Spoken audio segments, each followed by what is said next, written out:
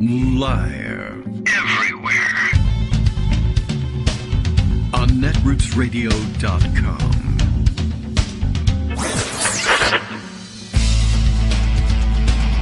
David Waldman.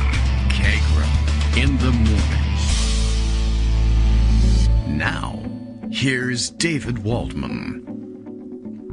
Hey, good morning, everybody. How you doing? It is Wednesday, August 23rd, 2023. 23, a big number for today. It occurred twice. Woo! All right. So that's the exciting news for today. See ya. That's it. That's all that has developed in the overnight hours since we were with you last. Not really, of course. Plenty to catch up on. Plenty happening right now. It is Wednesday. That makes it debate night for Republican primary. It doesn't matter a great deal because who cares? They're going to nominate Donald Trump unless something fantastic happens, which I'll be very pleased to see happen along the way. And I guess that happening is in the making, too, as developments continue in the Georgia case. Lots of pre-trial wrangling. It is, of course, Trump's surrender week. We learned yesterday that he was going to bump the surrender up by a day and do it on Thursday. Other members of the conspiracy have already actually turned themselves in. Some are still arranging to do so. Some are still trying to delay the whole thing. So, with 19 indicted co-conspirators, you could imagine that there will be some variation in how they reply to the invitation to turn themselves in during this week. So, all right, well, let's see. We'll have, I guess, some sort of preview of the debate as if it mattered in any way, shape, or form. In my best guess in the Morning Post was, I guess it's somebody, we have to sort of decide which one of the 19,000 co-conspirators / candidates for president in the Republican contest. We'll call the others, or how many of them, I don't know, jerk-faced rat bastards or whatever I put down in the Post in the morning. And probably all of them will be doing that to one another. But, of course, the guy who's indicted on 3 million counts of trying to end democracy as we know it is fantastic, and they'll have nothing bad to say about it. I'm sure they'll find some way. They'll be testing some crafted shots at him, I assume, at some point. He won't be there, so it won't make a great deal of difference in that respect. You'll never get to see how Trump responds to that in face-to-face situation. And it won't matter anyway. So we have lots of other things to catch up on, including, let's see, a number of things. First of all, when I was introduced right in the beginning of the show, and now here's David Waldman. It reminds me that this morning, I guess there's some discussion going on about the datedness of a particular cultural reference. And the closest I can make out to how this happened, well, I don't know. I guess a Simpsons episode must have aired. I don't know whether it's a new one, an old one, or what. There's 10 billion of them, and I don't know anymore. But there's a Simpsons episode that I guess must have either aired the other night, or somebody saw it the other night, whether it aired or they just watched some sort of rerun. I don't know. But a reference to the scene in The Shining, which is a reference, in turn, to the old introduction for Johnny Carson on The Tonight Show, the Here's Johnny thing, which, if you're old enough, you remember both, and it makes a certain amount of sense, but others were pointing out, it's, 30 plus years since Johnny Carson was on television at all, in any way, shape, or form, and the movie, it's a reference to the movie that The Simpsons is making, and the movie, too, may be sort of outdated, and people don't really understand necessarily where that Here's Johnny thing comes from. And in many cases, as it turns out, there's full generations of people who are like living, working, normally functioning adults with kids and everything who think, the Here's Johnny. Oh, right. That's a reference to the Simpsons episode where they use that, or something like that. Or there are others on the social media that said, I understand that. That's a reference to The Shining. Yes, true, but there are people who are saying, well, what I didn't understand was that The Shining was making a reference to Johnny Carson here. And then I saw a funny suggestion also on the social media where somebody else said, well, because it's so dated, they really need to update it. So are they remaking The Shining? Is that what's happening? Did I also see that in the offing? Because they were saying, in order to update it so that people understand the import of the fact that it's a reference, that when the character breaks through the door and with the accent does the "here's Johnny" thing, he should say instead something more culturally relevant to this generation, and instead pop his head through and say, "It's a me, Mario." I thought that was a great update and would give you some sense of the cultural import of his having quoted "Here's Johnny." So, okay, that was a long way around to that joke.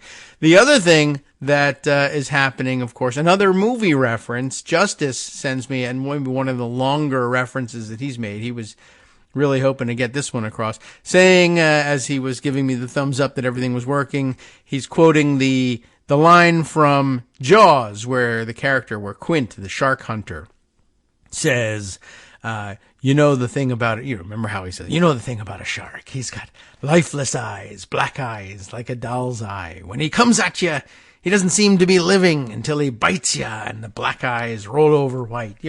Perhaps remember the scene, or you've seen it on television enough times. What's he talking about? As it turns out, he's linked to a photo of, I guess, is this John Eastman's mugshot from having turned himself in at the Fulton County Sheriff's Office. And indeed, he has got those sort of just lifeless doll's eyes, as a matter of fact. It is Eastman. Okay. It looks a lot like him. And I was just trying to make sure. I'm not 100% sure I would recognize John Eastman on the street, but I knew that he had turned himself in. And of course, he has that weird, not quite human look going on in his mugshot, and everybody's waiting to see what Donald Trump will look like in his mugshot when that comes tomorrow. And whether we see it tomorrow or not, I don't know. But okay, well, let's see. Many other things to catch up on, and in order to help us catch up on them, and in order to help Donald Trump put ketchup on the walls, Greg Dworkin is here. Good morning, Greg. How are you? Good morning. Well, all right. It is good morning. Yes. There's a whole lot of legal stuff going on. There is an awful lot. I don't even want to talk about it. Let's talk baseball. Okay. We can do that, or we can talk politics, and we can talk about the kids debate tonight. But I want to talk about the legal stuff. Yeah, no problem. I like doing that too. Sure. There's a lot of it. All right, then. Let's do one of them. So the overarching theme is the incredible arrogance of the Trump ruling class. Oh, yeah. I hate that. In which multiple high-level Trumpers are still doing the "you can't indict me, don't you know who I am" thing. Yes. In various and sundry ways. We'll summarize some of them. All right. And then after that, the theme would be when the low-level people flip, yes, and the high-level people say, "It's all above me, you can't touch me." And that hits the middle people. The middle people go, "Oh, my God. The high-level people don't care about me, and the low-level people are going to turn me in. What do I do?" So that's going to be a theme as well. And then the third theme is, in how many ways can we cite Judge Aileen Cannon and how she screwed up? So I want to do some of those.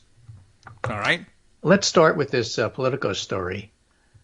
Mark Meadows and Jeff Clark fight to stave off arrest in Georgia. Both contend that their roles in Trump's administration should make them immune from the state-level charges. Or have them executed. They're urging a federal judge to basically say they're immune. And the way they put the requests together, Meadows probably has the best lawyer. He basically said, "Here's my case." And Jeff Clark said, "Listen, I have a plane to catch, and it's not to Atlanta. I'm looking at my watch, and you're taking a lot of my valuable time. So could you please just say that I'm immune already?" You know who likes that? Judges. Judges love that. Yeah, my defendant is more important than me. Wow. Dave Darmerfeld says, every day in this Georgia case, the behaviors of the powerful indicted figures, we're seeing the dangers of the two systems of justice in our country that Gerald Ford and others helped to promote. Thank goodness for DA Fani Willis. All right. And in fact, in that regard, Meadow said, I want to move the criminal charges to federal court, and I shouldn't have to show up until this is adjudicated. Meadow's legal team, according to Anna Bauer from Lawfare, who follows this, asked Fani Willis to extend his surrender deadline due to his ongoing efforts to move the case to federal court, and Fani Willis said no. Yeah, your client is no different than any other criminal defendant in this jurisdiction. In fact, what she wrote is, good morning, Mr. Moran, must be one of his lawyers.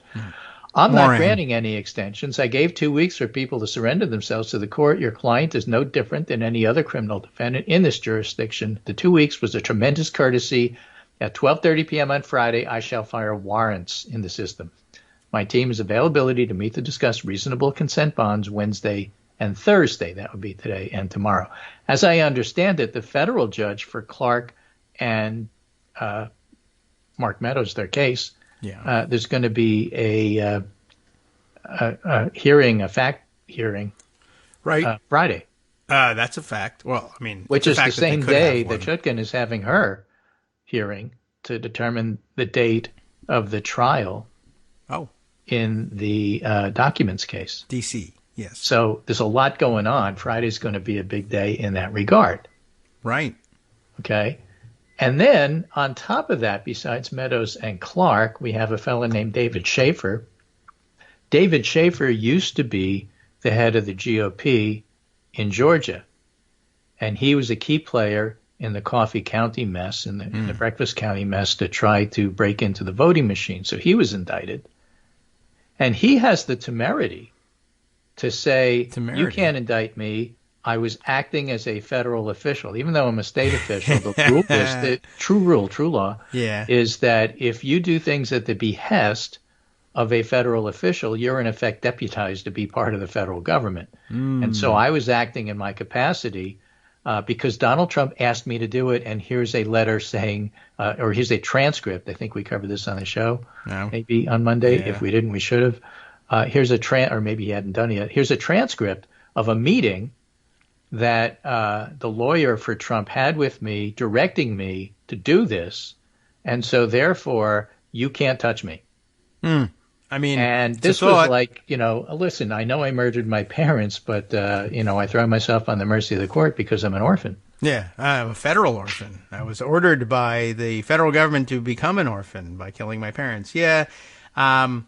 It's a bit of a long shot, and then also depending on how you look at it. I mean, his best bet there is to say, well, I was being ordered by the president to do this. At first he sort of says, well, I was acting as a federal official. But he was a fake federal official. He wasn't a federal official in the sense that he thought he was an elector. But he wasn't. Proud Boys weren't a real army; they were a fake army. Right. And the electors weren't real electors; they were fraudulent electors. The temerity to say, well, you say whatever you can. You can't charge a federal official for this stuff, and I'm a federal official because I say so, because I was lying about everything I was doing, right? And therefore that proves my point. That one will go out the window. His better bet is to say I was acting under orders from the president, except that the president has no role in selecting the electors from the state. I mean, he has a role, his campaign has a role in nominating who should be an elector should he win the state, but he didn't win. Well, that's the whole thing about moving it to the federal level. That's true, but how people decide, when they're judges. But that still stays in Georgia. Thing. So, I mean, it still stays in Georgia, but still. Like, for instance, Jeff Clark thinks he shouldn't be tried in Georgia at all, federal or state. Jeff Clark thinks he shouldn't be tried anywhere. Well, yeah, that's true. Yeah. And you know what? Don't try me. I'm Jeff Clark. Yes. He's such a tough guy. The other thing about Schaefer, which I think is important, is that he's sort of half flipped, because if he's pointing the finger at Trump and saying Trump made me do it, and here are the receipts because I have the transcript, which was done contemporaneously, and that's you could use that as evidence. That's a big deal, and that's in the January 6th RICO conspiracy. But there's an actual real flounder flipper. Oh. in the documents case. Well, all right. Schaefer, I was going to say, is the flipper to have when you're having more than one. But yes, you are having more than one. No, actually, one. Tavares is. He's employee number 4. There you go. When you're having 4. That's a different case altogether. Sure. So let me explain a little bit about this. But before I do, I do want to read from a motion for an emergency stay of the Fulton County prosecution, which he demanded be done by 5 o'clock yesterday, which wasn't done. Oh. Jeff Clark says, therefore, to preserve both the overarching federal interests under the supremacy clause of Mr. Clark's constitutional immunity pending the court's resolution of whether further state-level proceedings are stayed pursuant to Section 144.6D's automatic stay, once this court finds that Mr. Clark's and Mr. Meadow's removals are proper, Mr. Clark asked the court either to grant a stay or a temporary restraining order against Fulton County on or before 5 p.m. Tuesday. That deadline came and went. Oh, well. Or to grant an administrative stay as we describe below. If the court grants a stay that quickly, Mr. Clark would not need to be put the choice of making rushed travel arrangements to fly into Atlanta or instead risking being labeled a fugitive. Yes, you can drive drive words, there, by the way. You really need to decide this by last night because otherwise it would be a major inconvenience for me. Right, and you know because how it is nobody to flies travel to Atlanta. How could he get to Atlanta? It's impossible. No airlines go there. I know, you have to make like 7 connections. Yeah, you could drive there as well. There's a train that goes there. You could walk there. Start there are now. private planes that go there. All right, if you start, you might not make it. I'll check the Google directions, but there is a trail that you can pick up in the Washington D.C. area that will take you all the way to Georgia. Get a horse. Yes, why not? There's lots of options. He's looking to avoid jurisdiction altogether, and he's afraid that if he shows up and surrenders, that will demonstrate personal jurisdiction, and it would. So he's right. Now let's talk about arrogance of judges. Okay. So once upon a time, and I have this long lawfare article explaining it, Judge Cannon issues another troubling order in the Mar-a-Lago case. Why Judge Cannon's denial of the prosecutor's motion to seal and request co-defendant Nauta file a response brief are intensely weird. Oh. So when Jack Smith was putting together his case, yes, he has employee number 4. Right. And employee number 4 at the time was being investigated by the D.C. grand jury. Okay.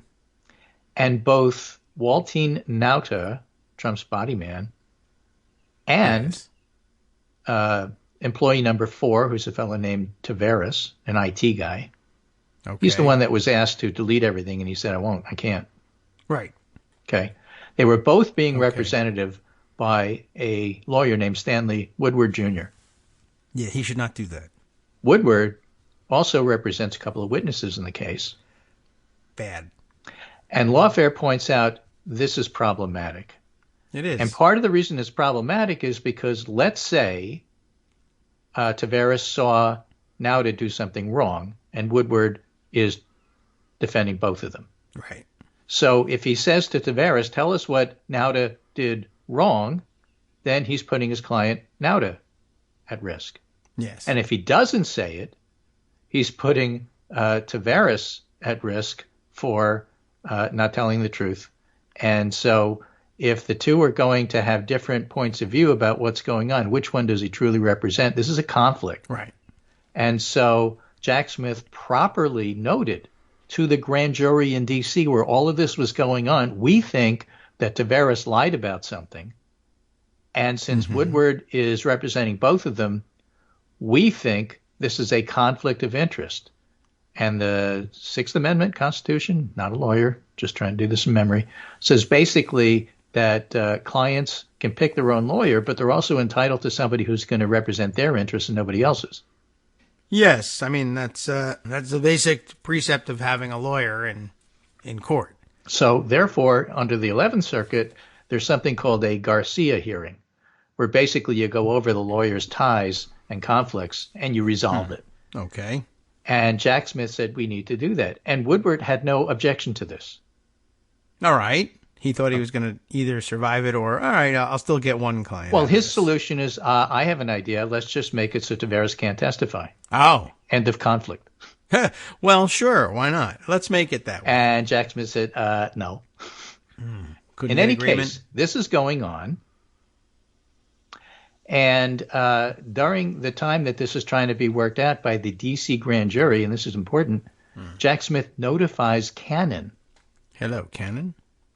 Yeah. Judge Aileen Cannon, that this is going on. Okay.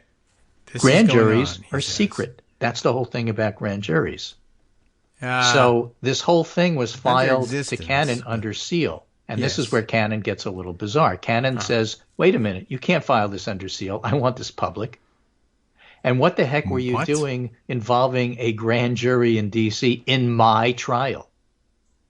That's have you read the newspapers, Judge? Yeah. So Roger Parloff sums it up pretty good, so I just want to go back in. But that's the background for this discussion. Government's filing yesterday in USA v. Trump, Mar-a-Lago, because you have to add, which USA v. Trump. There's a D.C. version, is devastating.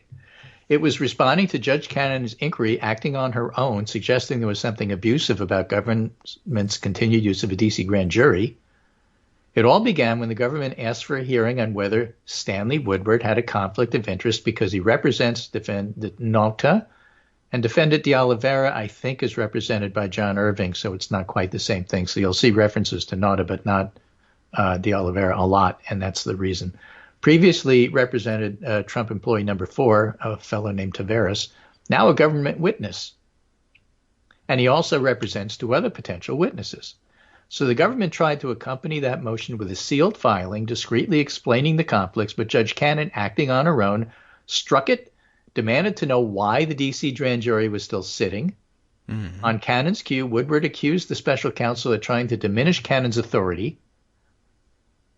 And Woodward also asked to strike Taveras' proposed incriminating testimony against his current client Nauta to preserve integrity of the proceedings. Yesterday, Cannon, having given it no choice but to outline Woodward's potential conflict, told the government, you have to respond to me. So the government provided the extraordinary and damning timeline. Okay. In March of 2023, government called Taveras. Taveras then perjured himself, denying discussing destroying video surveillance footage with De Oliveira. Government notes in passing, Taveras had been referred to Woodward by a Trump lawyer, and his fees are being paid by Trump's Save America PAC. Paid, quote unquote.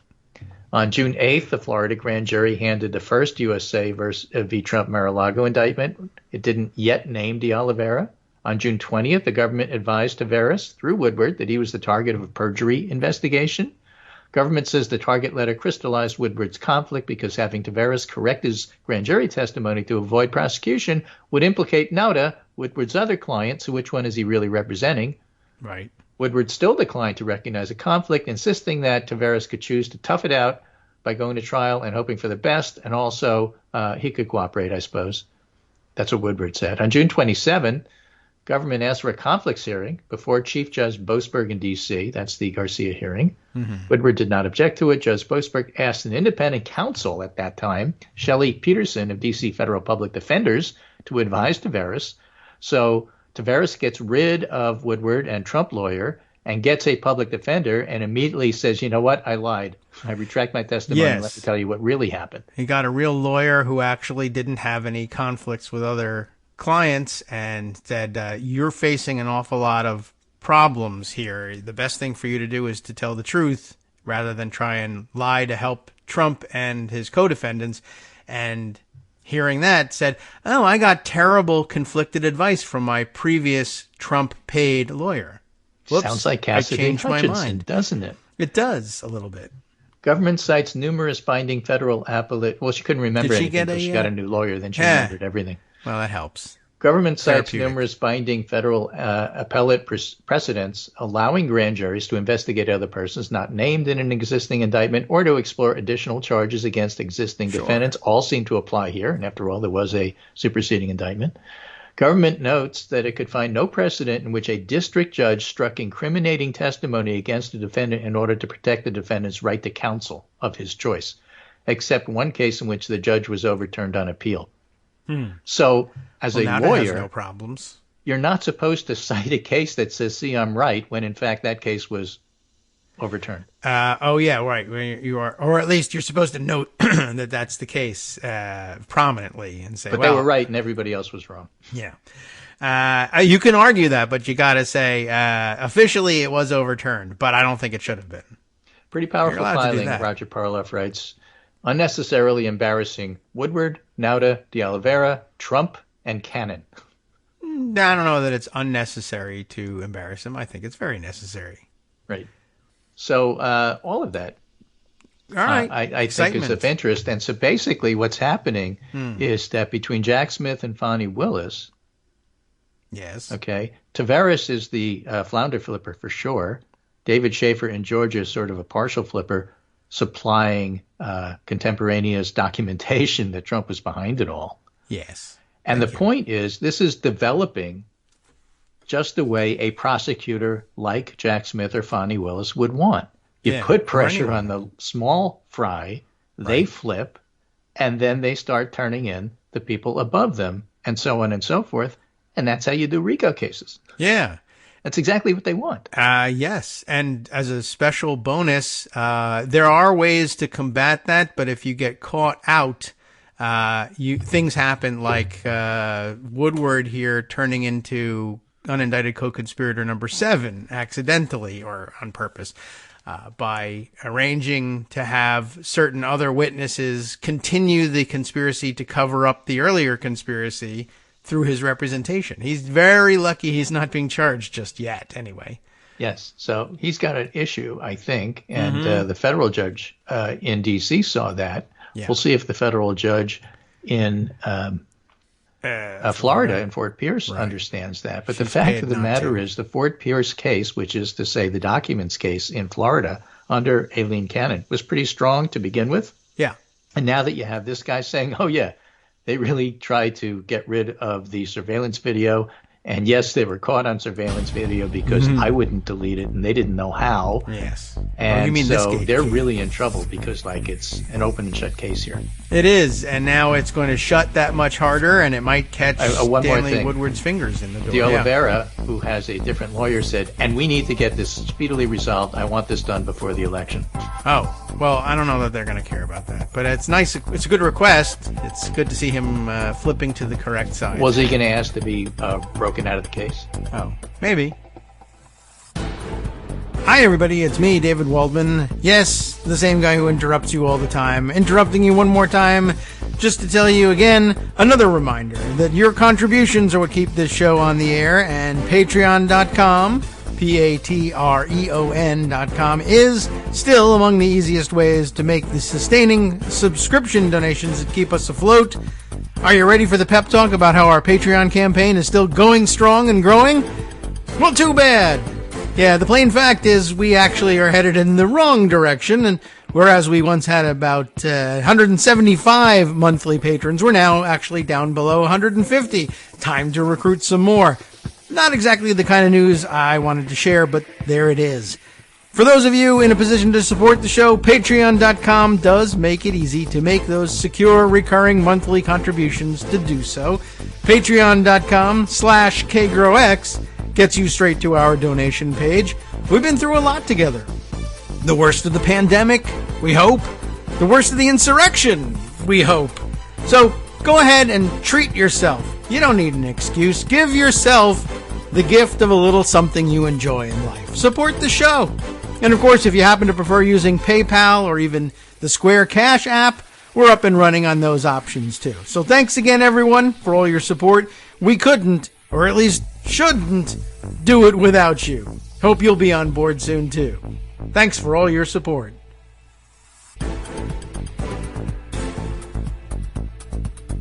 All right, welcome back now to the Kagro in the Morning Show here on Netroots Radio. We are unindicted co-conspirator number 8, I'm sure, coming up soon because we're telling the truth about what actually happened, or at least telling you what people who are reporting say is actually the truth. There's a lot to it. Yeah, and Trump is saying, of course, listen, I'm just doing all of this for you. I'm fighting for you. And besides, this fake news has to stop. Soon they're going to run out of numbers. How many co-conspirators do they think we have? Yeah. There's not that many numbers that I know of, says Trump. Okay. But, the important number of the day, of course, is 300. Oh, what's 300 today? That's what Trump probably weighs, and he's coming into the grand jury, the Fulton County Jail, Rice Street Jail tomorrow. Well, he could drink Slim Fast today. Yeah. He's going to do a pre-taped Who Cares Tucker Carlson interview somewhere. I don't know where it's going to show.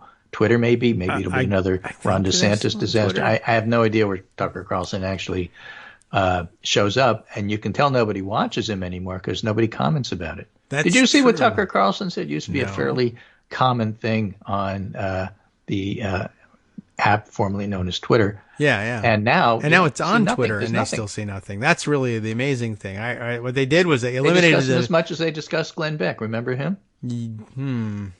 Trying to think. Yeah, Bill O'Reilly. Yeah, remember those names? That's true. That's a great Johnny Carson. Great point. This is all old stuff that nobody even remembers anymore.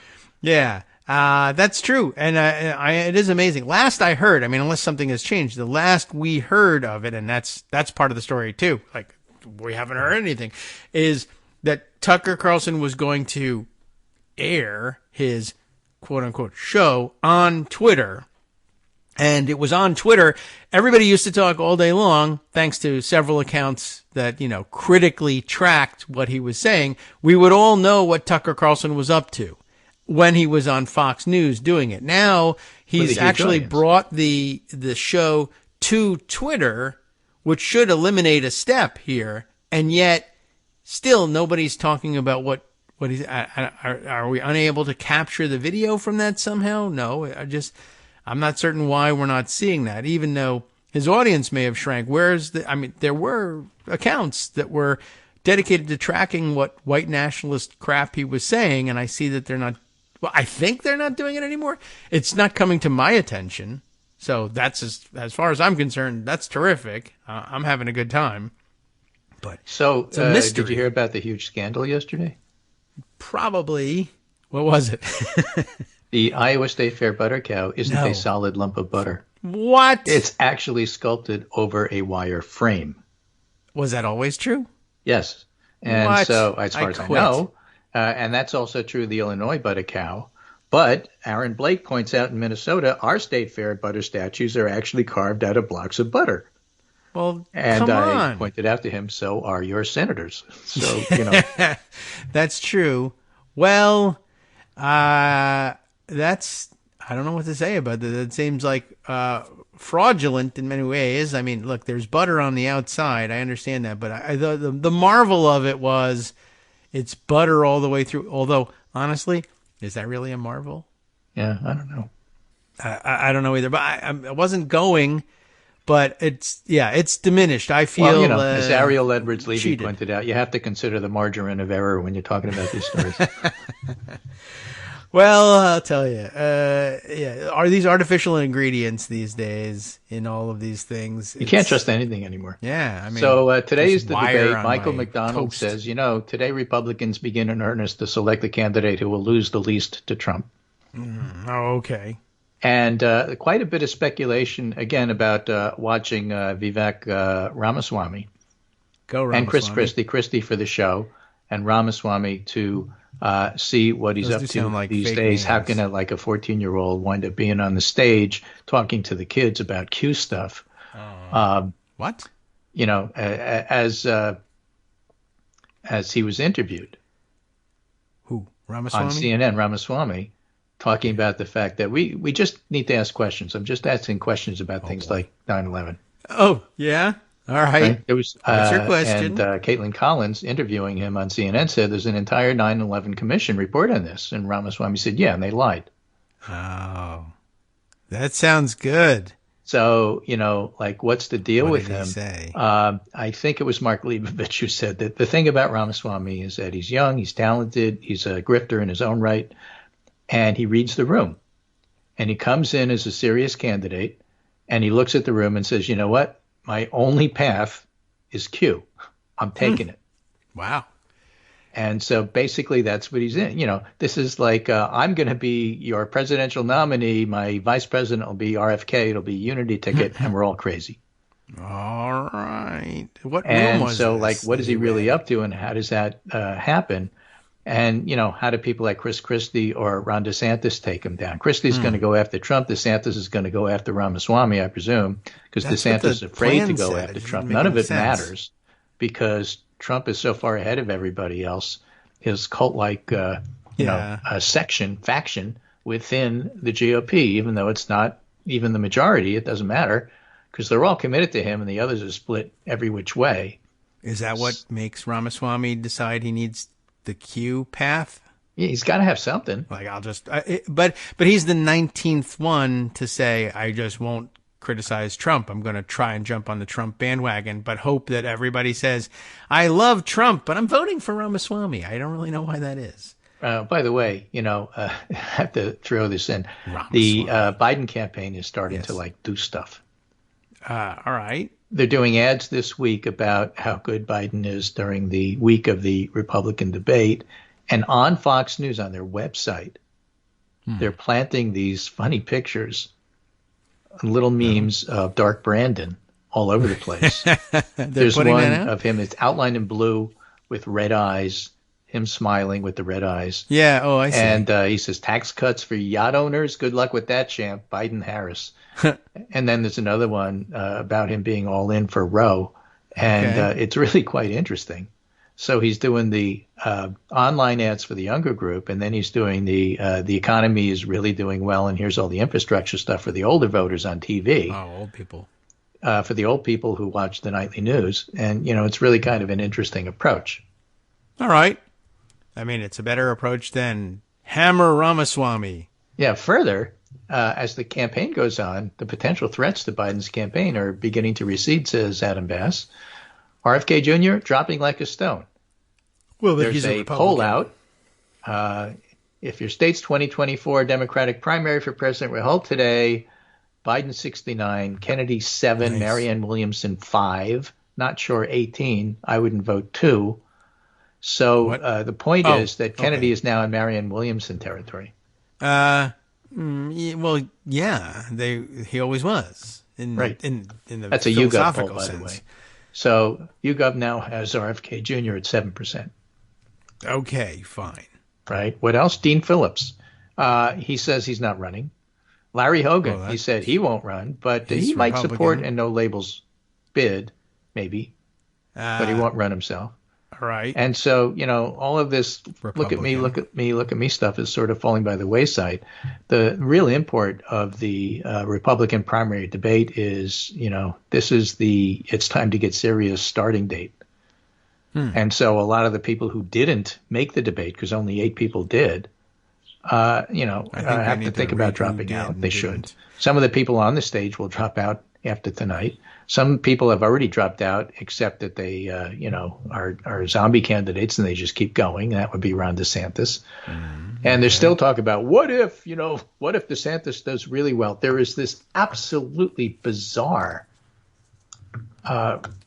news item here from the New York Times. They decided to have a roundtable hosted by Frank Bruni, and he had 2 people on with him. Stuart Stevens, who's a sensible former Republican political consultant, Mitt Romney, and Ann Coulter on the New York Times. All right. Well, that's a triangular table. You have table. to understand that as you go through the article, Stevens is trying to tell people his viewpoint, and Coulter is like, you're crazy. This is stupid. You don't understand anything about politics, she's saying to Stevens. Ron DeSantis is the thing, the bread and butter, the new kid. He's going to win. I don't think Trump is going to win at all. And Stevens is looking at her and saying, how do you justify any of what you're saying here? Well, she's never it's really a fascinating article in that regard. So listen to this. Bruni says, Stuart, I've done a lot of these political roundtables, never one at a juncture this titanically and transcendently bizarre. The first Republican debate is tonight. The party frontrunner is absent. He's running infinity points ahead of his Republican rivals, despite 2 impeachments, 91 felony counts, and unquantifiable wretchedness. But illuminate me. Given Donald Trump's lead, does this debate matter, and how? Is there an argument it can change the trajectory of this contest? And Stevens says, look, if a candidate enters a debate with a strategy of taking out another candidate, it can change the trajectory. That's what Romney did to Rick Perry. And again, in a subsequent debate to Newt Gingrich, I was the campaign strategist for Romney, but yet must go into a debate with the attitude, one of us will walk off the stage alive. I don't think anybody has the nerve to do that.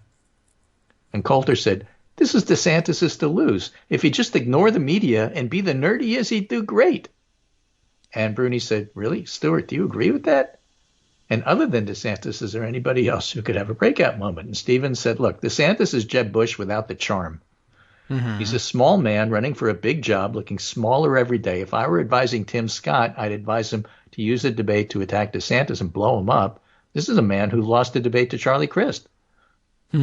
Calder said, I'm sorry, but this just shows you have zero understanding of the country. This is like Dan Aykroyd and Jane Curtin. No. I'm sorry, but this just shows you have zero understanding of the country, much less the party. And by the way, yes, that's a dated reference. Here's Johnny, but, it's just like that. Also, famous last words, but I don't think Trump will be the nominee, but you really do the country a solid if you could get the Democrats to stop indicting him. Uh-huh. Yeah, well, Ann Coulter is said, another no longer relevant person in general, though she hasn't been relegated to running a column on Twitter. Ann, what are you talking about? Why are you saying Trump won't be the nominee? And Coulter says, well, Trump can barely speak English, was a quote. Well, He's a gigantic baby. The only reason he crushed in 2016 is because of immigration. Then she reveals her true colors. She hates immigrants. That's really what this is about. And the wall, deport illegal immigrants, the travel ban. Right. This is DeSantis this time, without the total lack of interest in carrying it out. So she's all in for DeSantis because he too, like Coulter, hates immigrants. I guess that's a reasonable explanation for her interest. Okay, says Bruni, but before we move on, is there anybody else in this debate who could break out? Coulter said no. Bruni says, Stuart, what do you think? And Stevens said, Trump is what the Republican Party wants to be. He's a white grievance candidate in a party that's over 80% white and has embraced its victimhood. And that victimhood is very important. Mark Leibovich writes about how, or Ron Brownstein rather, writes about how Trump is succeeding in the Republican Party because it's all about victimhood. Mm-hmm. Chris Christie and Asa Hutchinson says Stevens are alternatives, but there isn't a winning market for an anti-Trump message. Trump will be the nominee. And Coulter says, I think you're both more focused on personalities and whiteness than the voters are. It's issues. And on the issues, Christie's out of step. He weeps about Ukrainians killed and raped by Russians, but doesn't seem to give two figs about Americans killed and raped by illegal immigrants. Like, once you realize Coulter is like totally illegal immigrant focused, a lot of what she says is consistent. So, which is why she votes illegally. Yeah. Stevens says, look, it actually is all about race. 85% of the Trump coalition was white non-Hispanic in a country that's 60% non-Hispanic white and less since we've been chatting today. The efforts in 2020 to deny votes was focused in places like Atlanta and Philadelphia. Why? That's where a lot of black people voted. And Coulter says, oh, so you think the GOP is racist? Wow, I never heard that before. Except, I'm reading this and saying, oh my God. She is racist. And I can't believe Coulter's in the New York Times. That's and true. Given that she's in the New York Times, I can't believe what she's saying. Right. But like you said, well, if you've pointed out a number of times, right, everybody's getting paid to allow her to do this. Sure. Stevens says 1956, Eisenhower got 39% of the black vote, and in 2020, Trump got 8%. And Coulter says, oh, that's just your excuse for your candidate losing a winnable election in 2012. You remember the quote, yes. Jane, you ignorant slut. That's Coulter. Yeah, well, right. That's her role in all of this. She's, as long as the New York Times pays for her to be outrageously racist and get published doing it, then I guess she's got an obligation to continue doing it. So Stevens, of course, is the interesting one. Coulter is the roll your eyes at. Yeah. Bruni says there's sustained chatter that somebody like Youngkin or Kemp could jump in. And Stevens said, look, there's this need among some in the donor Republican class and the National Review types that the Republican Party can revert to being a normal party, which is insane. That's where Youngkin comes in. Look, he endorsed Carrie Lake. Oh. Youngkin didn't change her. She changed him. Yes. That is true. I watched that. Youngkin's not going to save anybody from anything, certainly. I mean, Kemp, maybe more able to do so, but Kemp himself was no gem, and as Georgians are in the spotlight these days, I'm sure plenty of Democrats in Georgia can tell you what they think about how Kemp became governor, and what a nerve, really. I mean, thank God he's helping sink Trump, because he's definitely the bigger problem, but there's a great irony to it, sinking Trump for election rigging after the fact, when many people still suspect him of doing that in order to become governor. But okay. So Coulter says, look, I hope it doesn't come to that, because DeSantis is head and shoulders above every other GOP presidential candidate. Just look at his COVID response. What? And Bruni says, yeah, Ann, right. I have to ask you this simply because your pom-poms for DeSantis are so large and shaken. How are you comfortable with how negative, vengeful, naming of enemies, slaying of enemies, his whole shtick and strategy are? Dear God, you're the biggest Reagan lover I know, and there's no morning again in America from the Florida governor. It's the darkest night all the time. And Coulter says, look, Reagan wasn't like that till his re-election.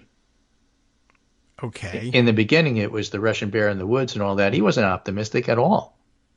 It was only when he was going for re-election that morning in America came. Yeah, okay, that was when he used that campaign slogan. That's true. I thought she was saying the opposite, but right. And she says it's nauseating to see candidates try to pull off the I'm optimistic. Watch what happens to Tim Scott. And Bruni said, I'm not particularly optimistic. And Coulter says, yeah, Frank, you're like most voters. That's why the I'm optimistic idiocy falls so flat. Okay. Right. And Stevens says what happened is Republican donors looked at a model for Republican success as a big state governor. Reagan, Bush, Romney.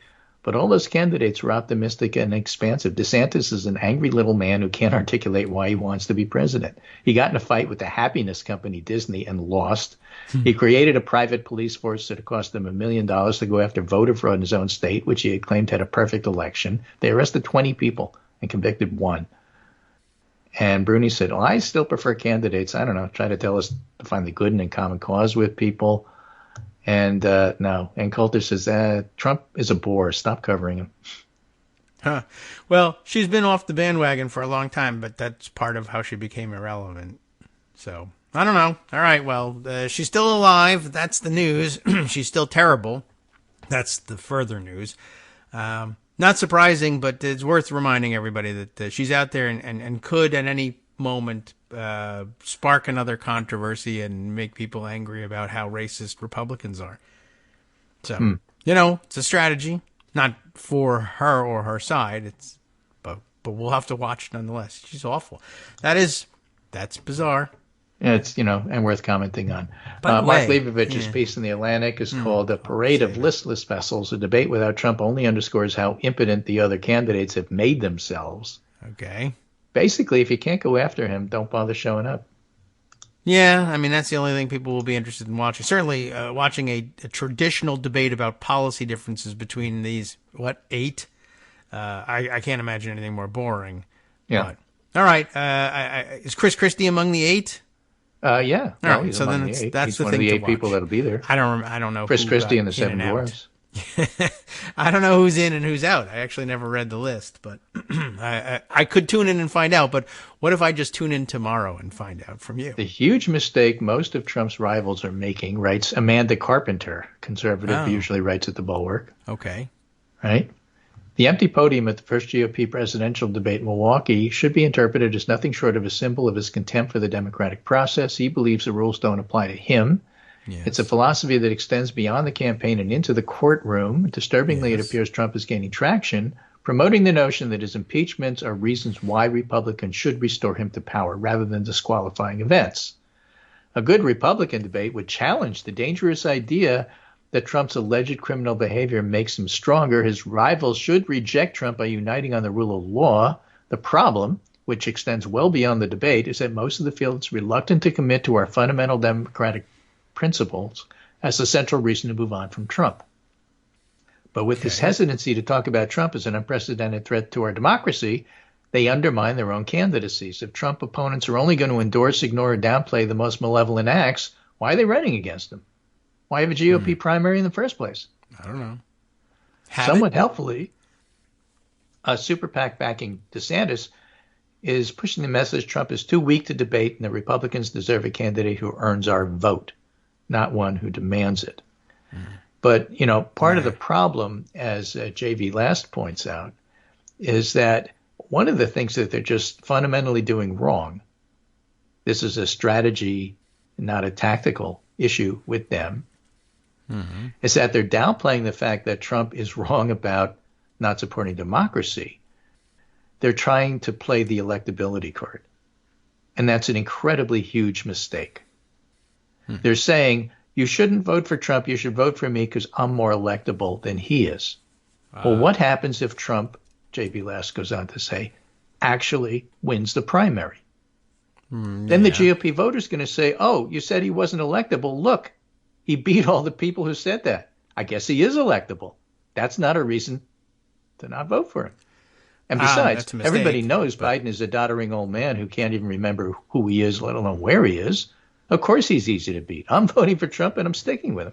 And J.B. Last said they've set that up by concentrating on electability and not concentrating on the criming. They've given Trump an out to say, listen, you said I was unelectable. I've beaten you. Again, I always win. Vote for me. That helps him. And it's really a mistake, and they shouldn't do it. What they should do is what Chris Christie is doing and saying, look, he's going to be indicted in every state by the time we're done, and he's not going to be able to campaign because he's going to be in court every morning. That's the kind of stuff you should be saying. Yeah, that's what they should be saying, but of course, the whole thing is it's a prisoner's dilemma, right? The only viable path is for all of them to get together and say, yeah, we all agree he's been criming, he's terrible, he's a criminal, and that's why you shouldn't bother with him. Choose from among these non-criminal choices you have. But the first one who jumps out and says that, the others, take one step back. He ends up volunteering for the role, and then he's a pariah, and everyone hates him. And then the rest of these guys say, can you believe that guy's selling out Trump? Huh? What a loser, right? Well, Christie's going to take that.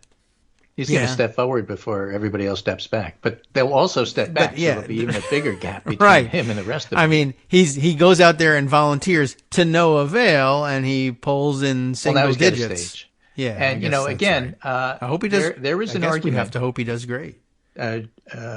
Morning Joe Scarborough has been making it that says that they're lying to pollsters because they're lying to themselves, but they know.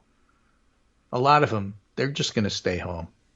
They know that, like Trump is everything people said. They just can't admit it. They can't admit it to their neighbors. They don't want to be seen as that person who's the first one, just like you said. They don't want to be the one who steps forward while everybody else steps back. But they know it. Yeah. And when it comes at the ballot box and nobody's looking, they're going to do whatever people do, which is to say either vote for somebody else or stay home. Yeah. And he said this is a lot more pervasive than people get. And that's why Ann Coulter said Trump is ahead, but it's softer than you'd think. I see. Well, that could be some actual justification for that portion of what she had to say. Yeah. It's and just another indication of how dangerous, I guess, also Trump is for democracy. I mean, people love to lie to pollsters, and they've always kind of, enjoyed that for some reason. But now, if it's the baseline assumption that people won't even admit out loud in public, even anonymously through a pollster, what they're going to be doing and what their preferences are, that's another unmeasured and unrecognized way that he's damaged democracy permanently. So Trump will not be at the debate, and there's two reasons. And the second one is related to the first one. No food. Okay. The second one is he doesn't want Chris Christie or anybody else asking him about all these indictments. Right. Right? Well, sure. And the first one is anything he says may be used against him in a court of law. True. Now, he will claim that he doesn't have to show up because he's so far ahead in the polls. But it's really because anything he says can be used against him. There's no way he can keep his mouth shut in a debate. Yeah. Because he's been told not to attack potential witnesses. Right. And that's half the debate stage. That's possible too, right? I the reason I'm skipping the debate on advice of counsel, not just advice of my consultants, but my legal counsel tells me that I put myself in legal jeopardy by answering these questions. That would be funny though to I plead the fifth. Right, That's yeah. Debate. I don't believe that's ever been done. Not successfully. It's the first time. Christie said, "Can you believe this? My opponent is pleading the fifth." Yeah. Wow. And Trump says, "Yeah, what are you going to do about it?" Yeah, well. That's the entire debate.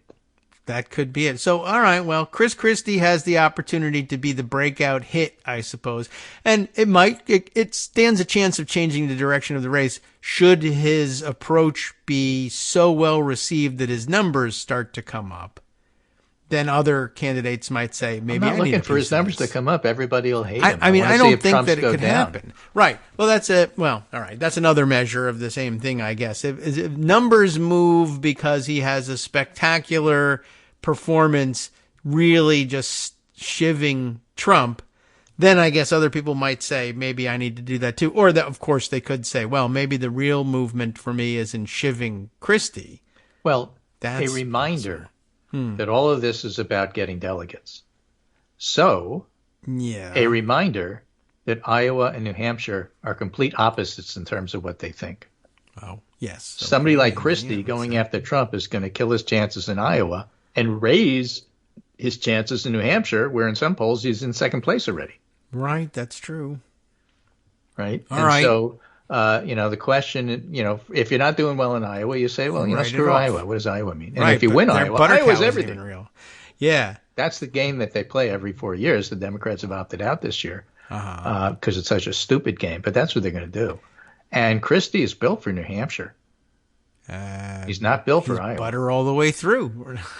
Just like, I don't know, do they do butter cows in New Hampshire? Oh, Christie is a solid butter guy, just like the senators. Right, absolutely. Right. And now he can say, yeah, I'm writing off Iowa. Did you know that butter cow isn't even made of butter? It's chicken wire underneath, and that's crazy.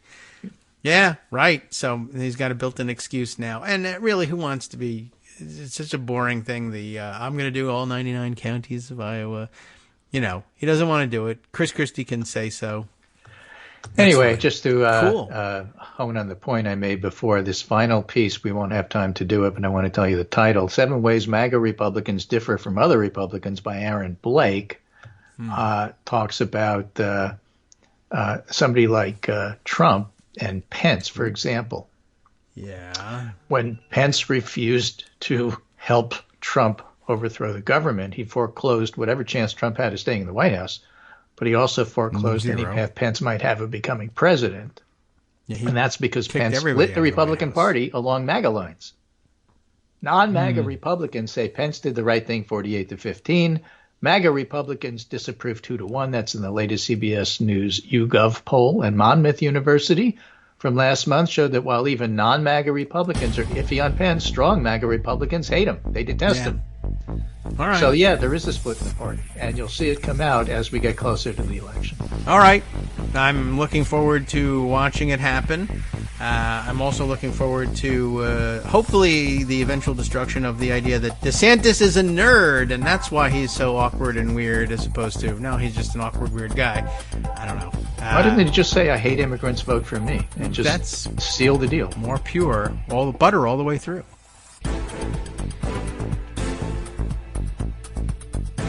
All right, welcome back now to the Kagro in the Morning Show here on Net Roots Radio. Yes, I wanted to just sneak in this other, or more on this same thing.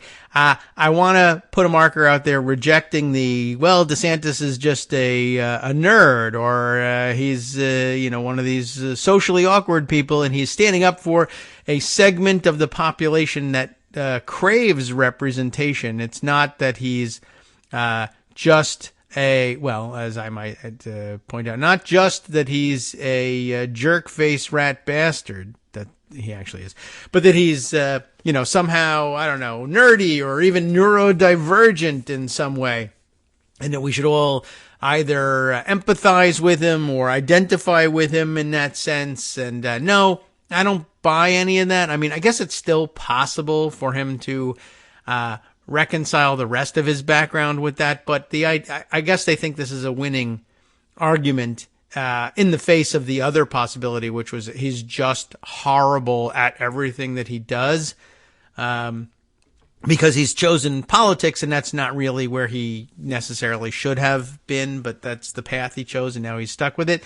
But I guess I'm rejecting it on the basis of, it's just hard for me to believe this idea that, well, really, just let him nerd out. He's a nerd, and if you just let him be the nerd that he is, everyone will see that he's, policy through and through, and not politics, and that's why he's nerdy. But then the idea... And I guess this is supposed to be, well, he's a nerd because whenever he goes to do retail politics, he walks, talks, and looks like a robot. And that's because of his, social awkwardness and nerdiness. But I think it's just he doesn't understand how to act, and he's not really comfortable in the role. And that this idea that he's somehow just a nerd is backfill and all this. Because, it strikes me like, yeah, what a nerd.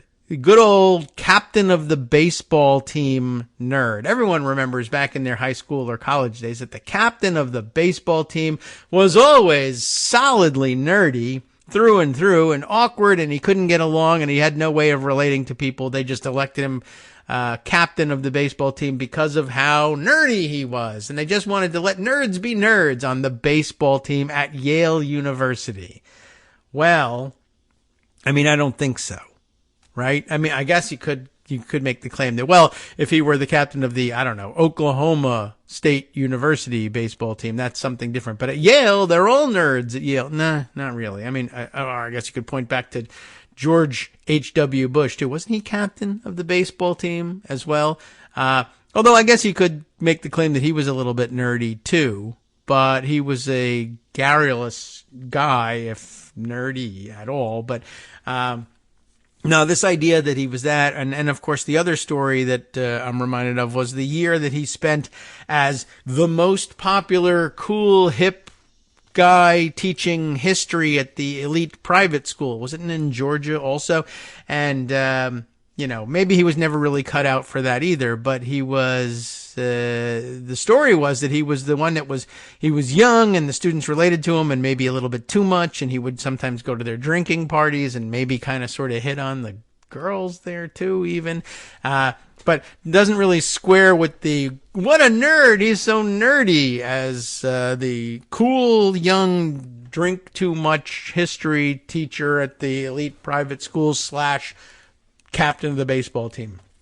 He's always previously gone with he's the cool big man on campus sort of thing instead. And then everybody was like, how could he have been that? He's just a weirdo, jackass, spiteful, hateful guy, at least in the context of politics.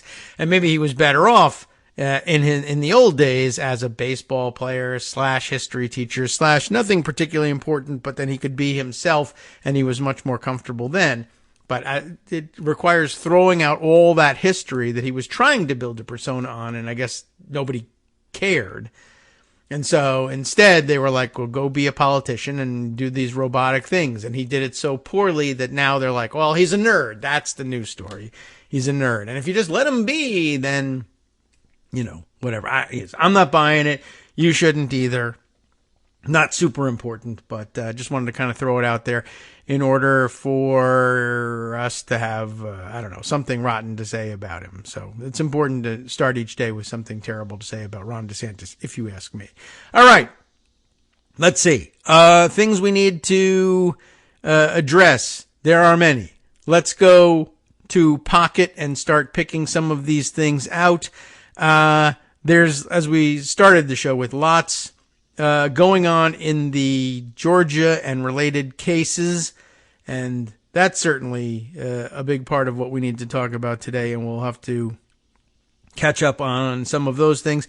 I also had put aside, maybe something that I'll follow up on, something that Greg brought to light on Monday when he was rightly complaining about the treatment in the press of Biden's work on relieving the Maui disasters.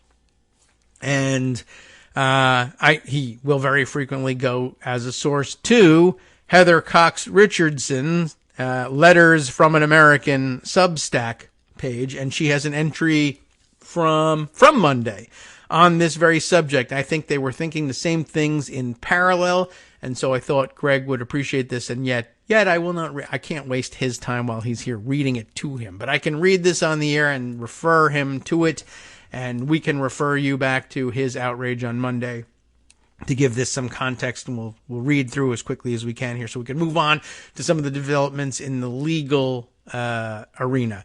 So here we are. Heather Cox Richardson, Letters from an American, August 21st. The wildfires that raced across Maui, Hawaii on Tuesday and Wednesday, August 8th and 9th, driven by high winds across land that had been suffering a drought, have fed a familiar political narrative.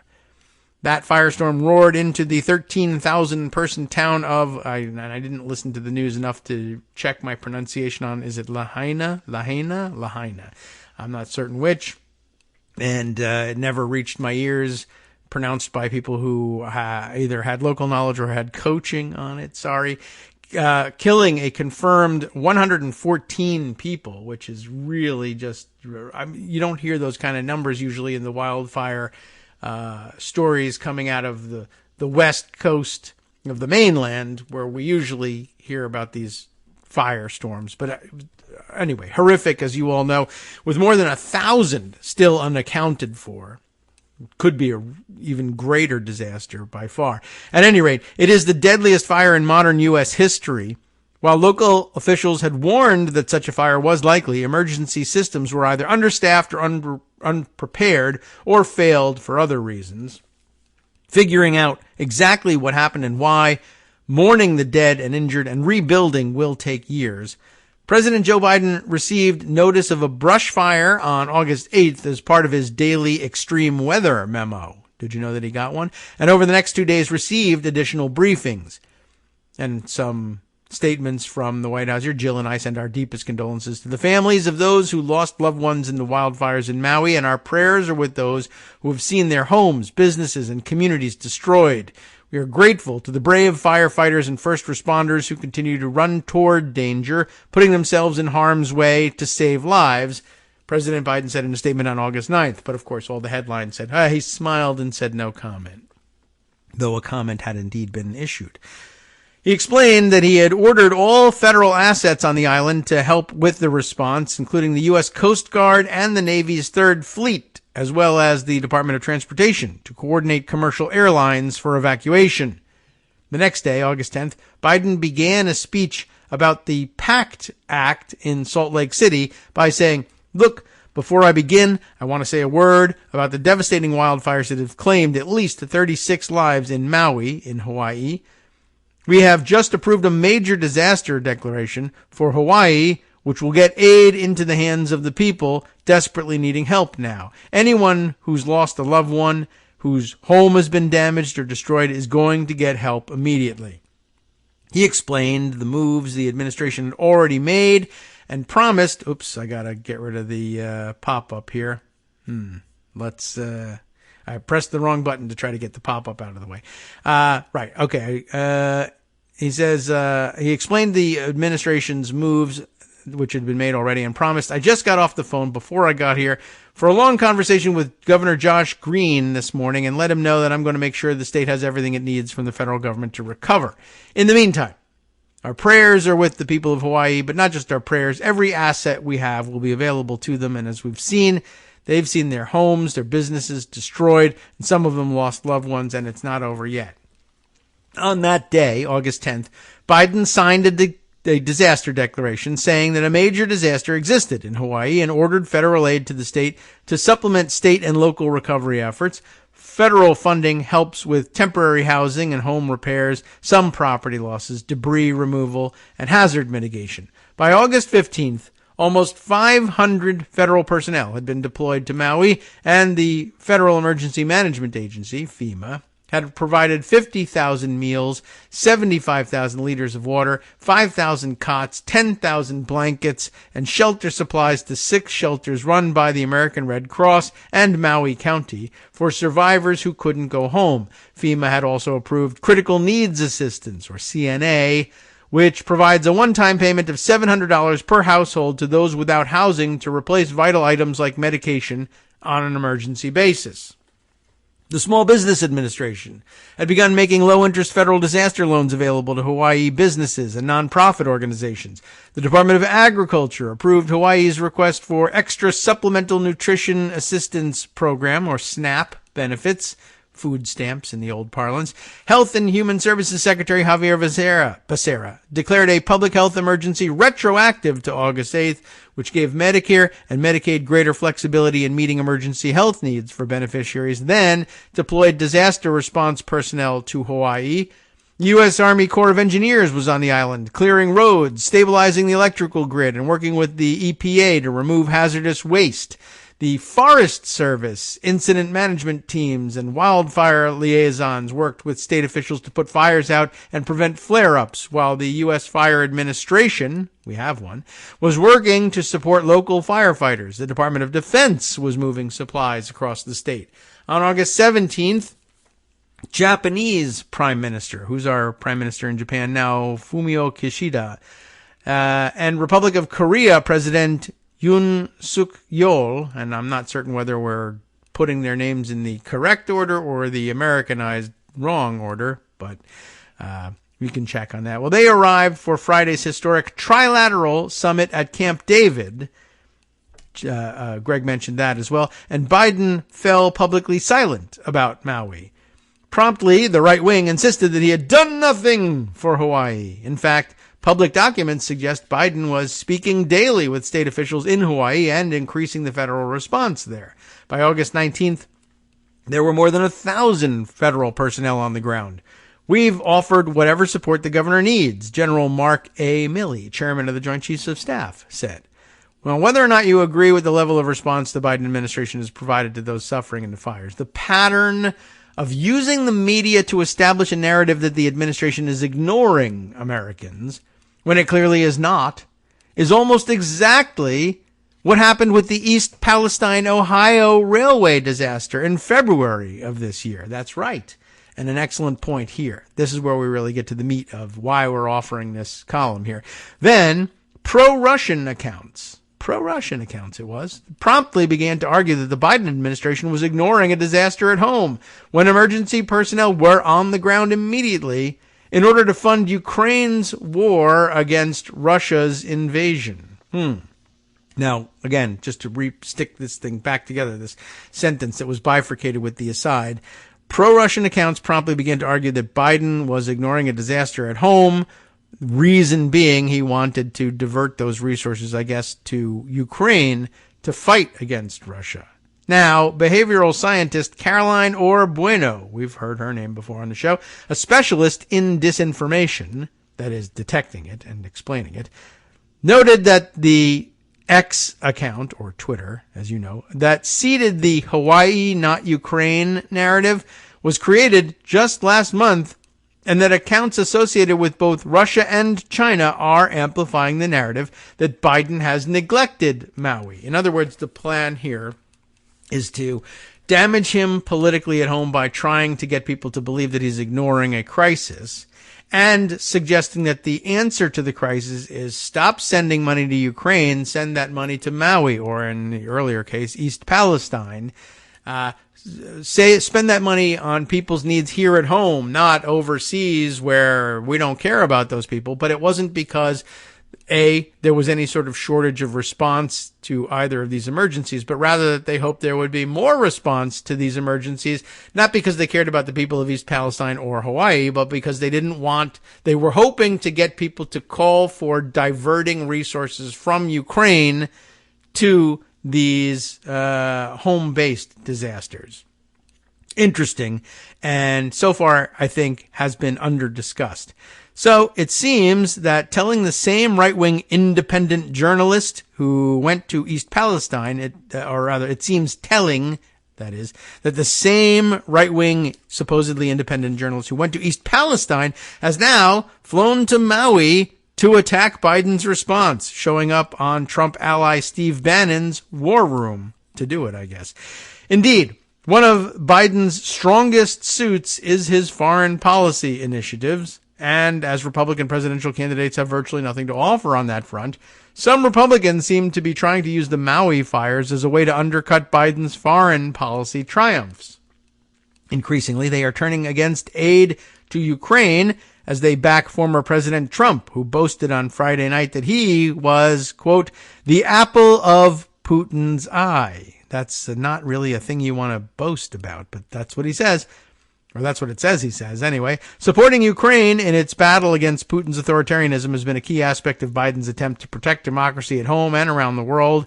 And as the 2024 election approaches, House Republicans at least are reluctant to continue funding that effort. Today, the extremist House Freedom Caucus released a list, that would be Monday, of what it demands before it will agree even to a short-term measure to fund the government this fall. What are they looking for? Ukraine funding is one of the things to which they object.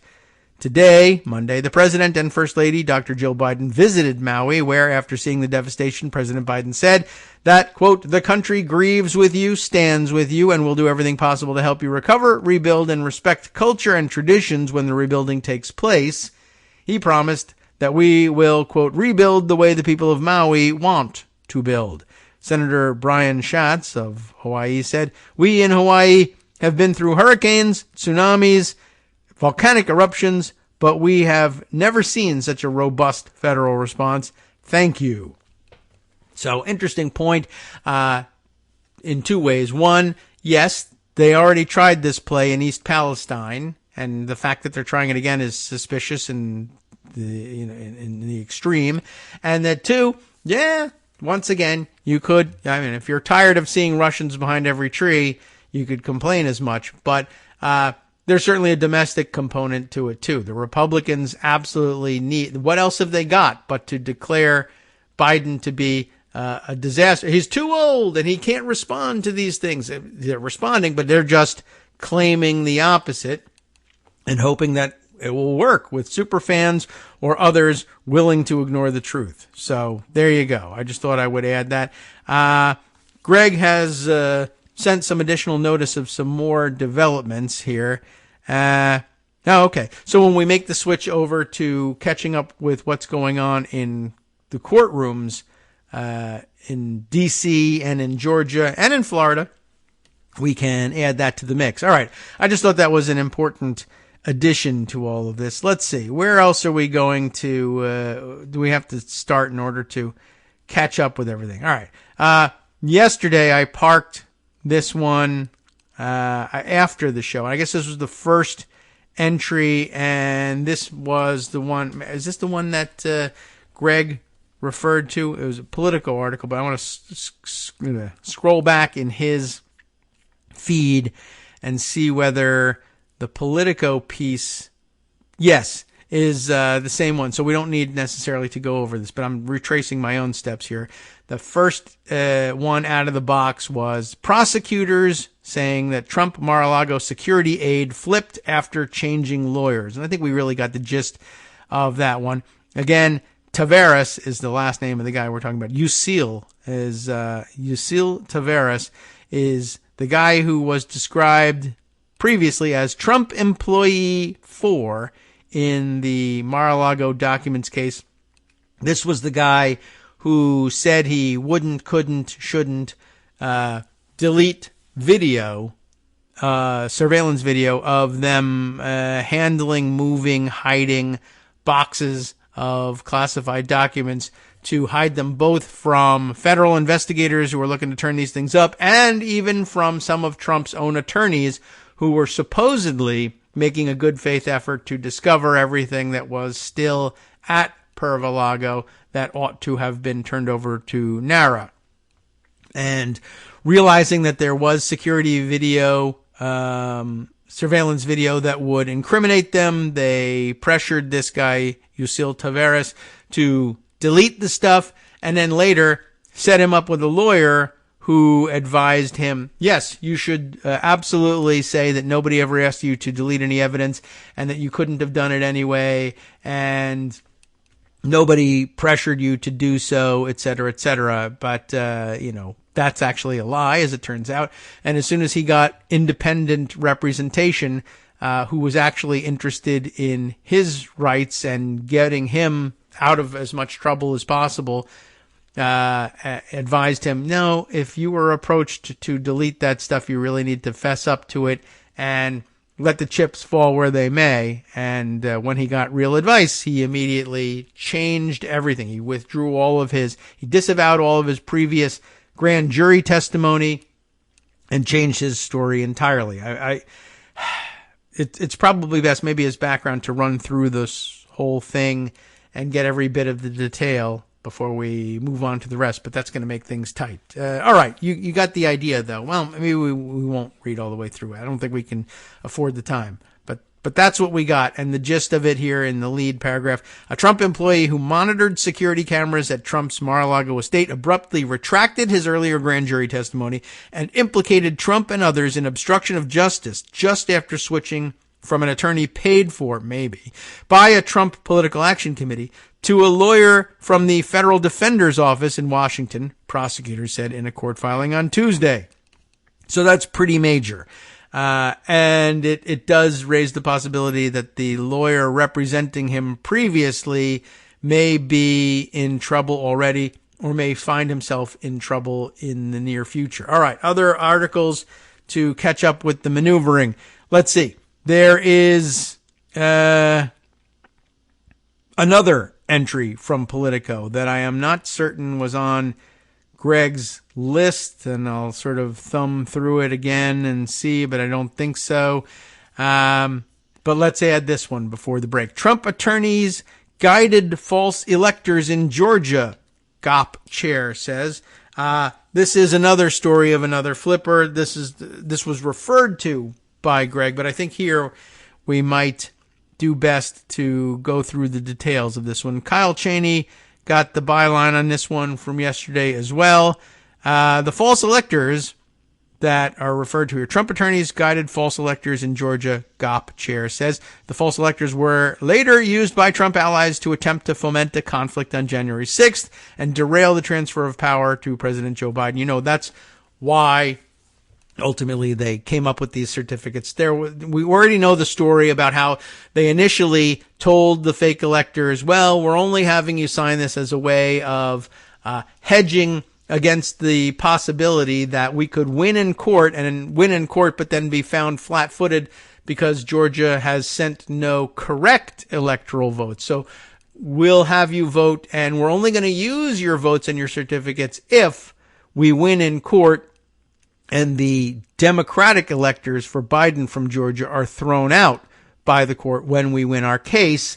And then we don't want Georgia to be without electoral votes. We will have these in place instead. And then when they lost all of their court cases, they said, well, okay, we have a new plan for it, except it was always the plan, which is to show up with conflicting documents and then beg Mike Pence to say that given this conflict, I will either rule in favor of the Republican electors, or at a minimum say all the electoral votes, or at least Georgia's, now have to be sent back to their states to be disposed of in some way and dealt with in some way by the state legislatures there. But of course, then he refuses to do that. So what's up?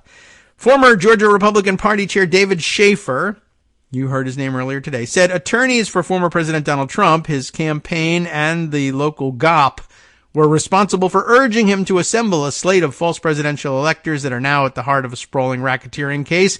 Schaefer is among the 18 defendants indicted in Fulton County, and Mr. Schaefer and the other Republican electors in the 2020 election acted at the direction, he says, or his lawyers say, of the incumbent president and other federal officials, Schaefer's attorney wrote in a petition seeking to move the Fulton County case to federal court. That was the excuse. Whether or not he's really going to benefit from being in federal court is an open question, but it's a delaying tactic at the minimum. And, right. So the claim is I was directed by the president to do this, and the president is a federal official. That is true. That was true then. It remains true now, except the president has changed, but it's not entirely clear that there's any real role for that. Like, the president ordered me to, beat the crap out of this guy. Well, he did order me to do that, but that's illegal, and it's not a role the president has any business taking. And so you weren't under any particular obligation to obey him. Besides which, to the extent that he was looking to preserve his rights as a candidate, he wasn't acting as president of the United States. He was acting as a candidate for president, not the president himself. That was outside the scope of his official federal duties. But he's claiming it anyway because, people can understand how I could be confused between the candidate and the president, right? Yes, dumb people will be able to unable to distinguish between the two roles, but smart people who run the courts normally will be able to see right through that. But to bolster his proposition, Schaefer provided new documents that underscore the Trump campaign's close involvement in efforts to assemble a group of pro-Trump activists on December 14th to sign documents claiming to be Georgia's legitimate presidential electors. Those false electors were later used by Trump allies to attempt to foment a conflict on January 6th and derail the transfer of power. Schaefer, who was among the Republicans who signed documents claiming to be a presidential elector for Trump despite Biden's victory, has long claimed that the effort was meant to preserve Trump's chances to prevail in Georgia in case his pending lawsuits broke in his favor. In Tuesday's filing, Schaefer underscored that the strategy was driven almost entirely by lawyers who should know better, acting on Trump's behalf, including Ray Smith, one of the other defendants charged in the case. And we're starting to hear more about Ray Smith today in this and other news articles. The filing underscores the tensions likely to manifest among the 19 defendants as the case unfolds, and defendants seek to shift culpability to others charged in the alleged conspiracy. That's flipping from the bottom up. An attorney for the president was present at the December 14th meeting of the presidential electors, the fake ones, and advised those presidential electors, the fake ones, including Schaefer, that performance of their duties was necessary on behalf of the president and the Constitution.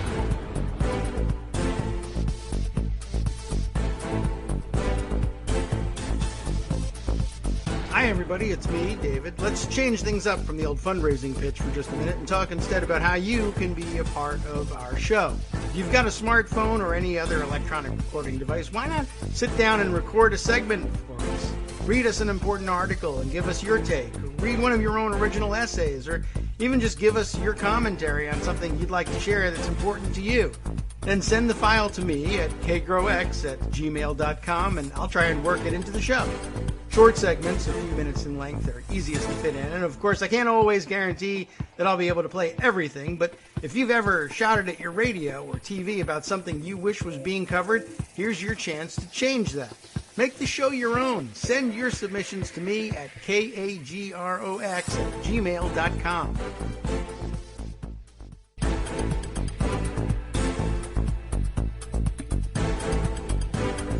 All right, welcome back now to the Kagro in the Morning Show here on Roots Radio, where we left off in reading through this, the claim here in support of the idea that Schaefer, I guess, ought to be moving his case to federal court, is that he was acting as a federal official, or in the alternative, Trump was a federal official when he sent his agents to Georgia to instruct him to do these things.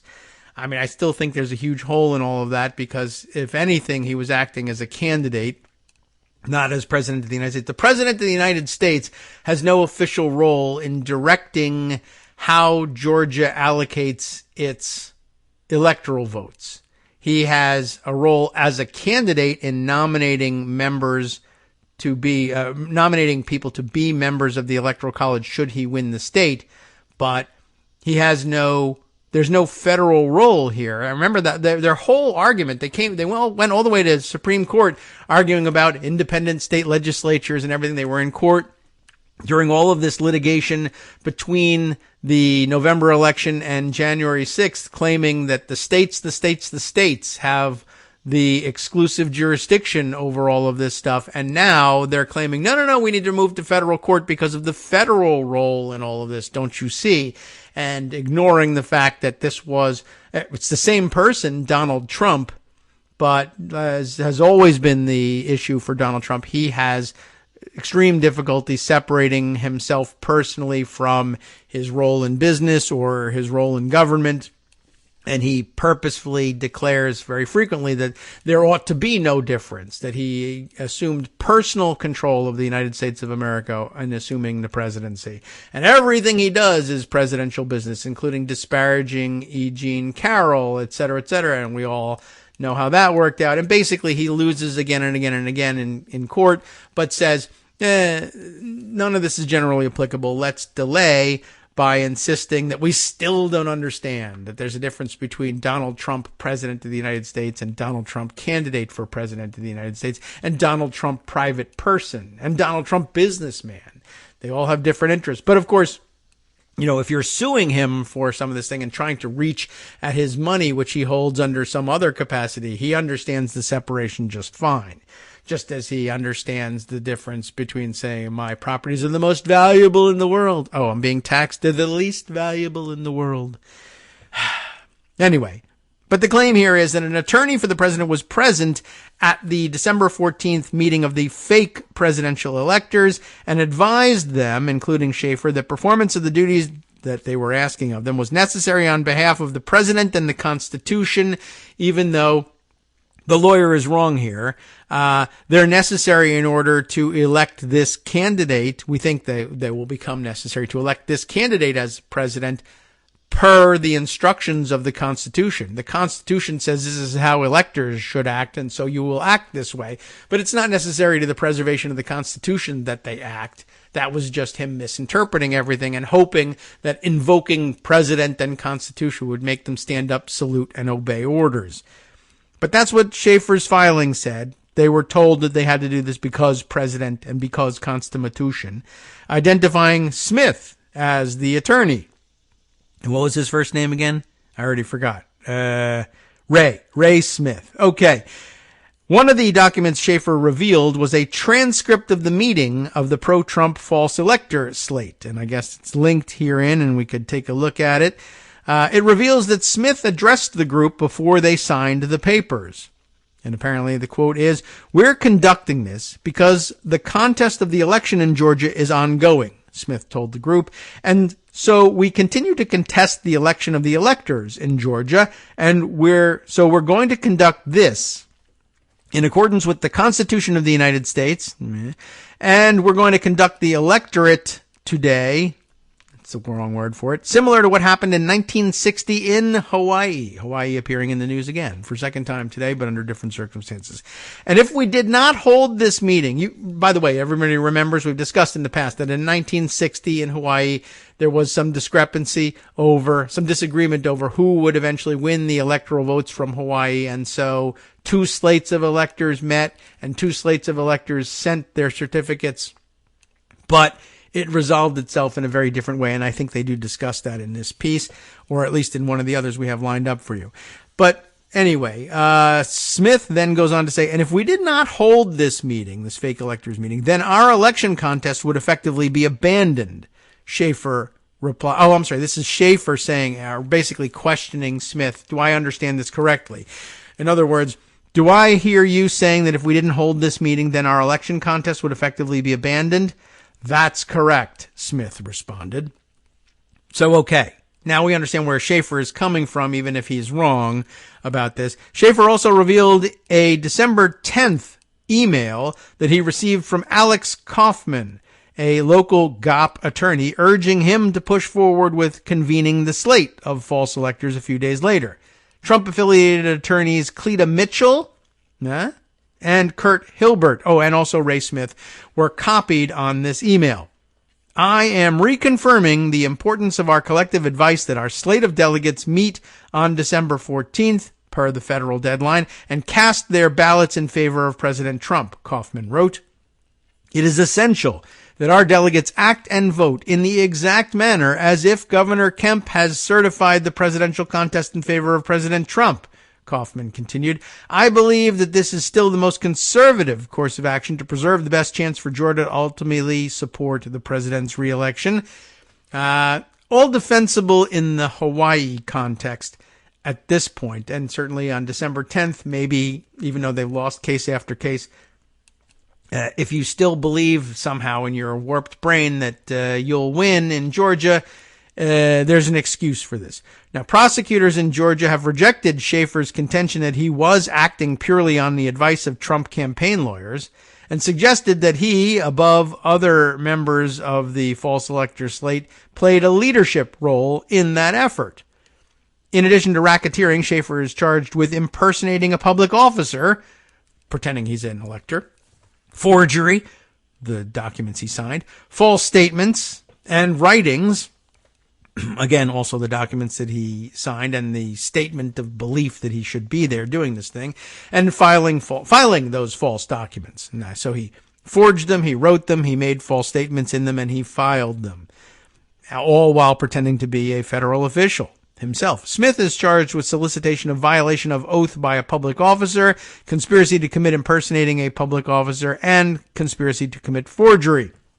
In their communications with Schaefer and the false electors, both Kaufman and Smith cited the experience of Hawaii in 1960, where Democrats signed documents falsely, claiming to be the state's legitimate electors due to an ongoing recount. This is the way, I guess, Schaefer and others would characterize it. That they signed documents falsely claiming to be the state's legitimate electors, although, as it turns out, they were the state's legitimate electors in the end. So that does a lot. That goes a long way towards curing the defect of their false claims, right? They turned out to be true claims.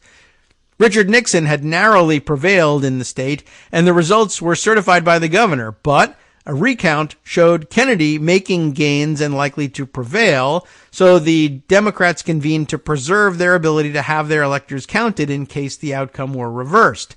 Ultimately, Hawaii's election did tip to Kennedy, and a new governor certified Kennedy's victory just 2 days before Congress convened to count the electoral votes. It's unclear whether the false electors made a difference to the outcome. At the time, then Vice President Nixon himself presided over the joint session of Congress in January 6, 1961, and agreed, without any objection from any lawmakers in the room, to count the Democratic electors in Kennedy's column. The contest had no bearing on the outcome of the national election. A significant difference with the claims being made by the Trump attorneys there, and a significant difference between the two situations. Now, let's see, other things to add to all of this. I'll have to use this Salon piece that I think summarizes a longer New York Times piece, the original source here, that being this piece, How Mark Meadows Pursued a High-Wire Legal Strategy in Trump Inquiries, by, among others, Maggie Haberman, joined in this piece by Maggie Haberman gets top billing in the Pocket version, bottom billing in the Times version. Jonathan Swan, Alan Feuer, Luke Broadwater, and Maggie Haberman, all typical usual suspects in this stuff. But, of course, their retelling of it, very detailed and intricate. And in the interest of time, I will, skip that and instead use this Salon piece that sort of summarizes what's going on here. Igor Dersh is it Derish by virtue of this Y that's in here. D-E-R-Y-S-H. I don't know how he says Dersh or Derish, but Igor writes for Salon, attorney, new bombshell report confirms Mark Meadows, quote, ratted out Trump to the feds. Got to go with the headline like that, right? Meadows quietly agreed to cooperate with prosecutors, we've always thought so, amid Trump's executive privilege fight, the New York Times reports. And here's his summary of what went on. Former White House Chief of Staff Mark Meadows quietly decided to cooperate with Special Counsel Jack Smith's prosecutors after they challenged former President Donald Trump's claims of executive privilege. According to the New York Times, Meadows commenced a delicate dance, that's the quote, with federal prosecutors after receiving a subpoena from a grand jury over the winter, the outlet reported. Meadows initially declined to answer questions, citing Trump's claims of executive privilege. But when Smith's prosecutors challenged Trump's claims, Meadows pivoted, and even though he risked enraging Trump, decided to trust Smith's team and quietly arranged to talk with them about both Trump's efforts to stay in power and the Mar-a-Lago documents case, according to the report. It's unclear what Meadows told prosecutors and under what terms he was interviewed, though ABC News reported that Meadows undercut Trump's claim that he declassified the national security documents that he took home before leaving office. But while Meadows' cooperation prevented him from being named in the indictment in D.C., he was charged as a co-conspirator in the sprawling racketeering indictment in Georgia's Fulton County. Trump's team has been, quote, deeply suspicious of Meadows for months, but the discovery materials turned over by Smith's team have given them visibility into what Meadows told prosecutors, according to the report. This witch hunt is nothing more, well, is a Trump spokesman saying this, so it's okay to say it this way. This witch hunt is nothing more than a desperate attempt to interfere in the 2024 election as President Trump dominates the polls and is the only person who will take back the White House. Trump spokesman Steve Chung told the Times. National Security Attorney Bradley Moss calls the report confirmation that, under court order, Meadows ratted out Trump to the feds. What remains unclear is if he had some type of immunity deal, he added.